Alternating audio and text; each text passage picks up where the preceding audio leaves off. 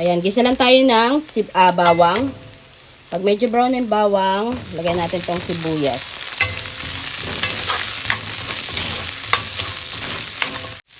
Ayan, pansahog ko dito, atay at saka balon-balunan ha.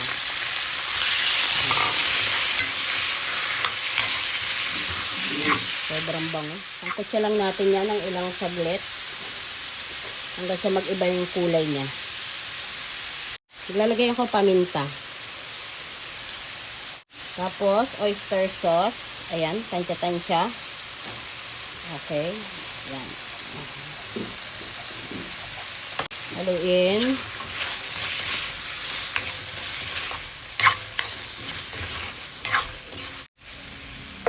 Ayan lang muna ulit natin siya dyan ng ilang minuto.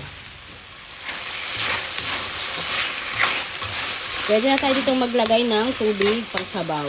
Papakuluan lang natin ito.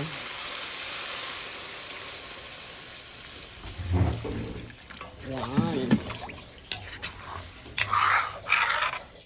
Maglalagay nga pala ako chicken cube. Pampalasa na yan. Takpan lang natin at hayaan lang natin siya dyan hanggang sa kumulo. Ayan, kumulo na siya at medyo malambot na rin yung ating atay balon-balunan. So, ilagay na natin yung mga matitigas. Ayan. So, lalagay tayo dito ng sayote. Ayan, tapos carrots. Yan. Tapos maglalagay din tayo ng cauliflower. O, diba? Haluin lang uli natin. Tapos, lutuin lang uli natin ito ng ilang minuto hanggang sa lumambot na yung ating gulay.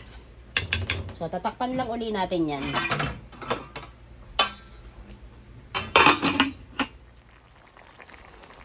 Ayan, i-check lang natin kung malambot na ba yung ating gulay. Ay, ano ba talaga?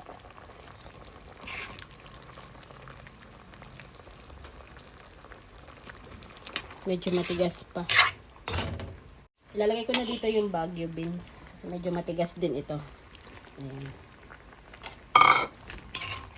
Lutuin pa natin to ng ilang saglit.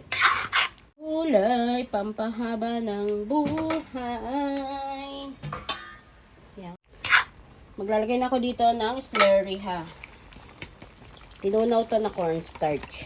Para medyo mas malapot siya. Ayan.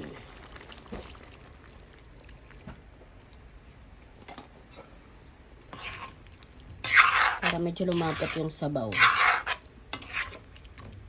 Akin. At bango. Ayan. Tapos, lalagay tayo ng celery. Siyempre, yung dahon ng celery. At repolyo. Daming gulay. So, tatakpan ko lang siya ng 1 minuto para mag-ano yung repolyo.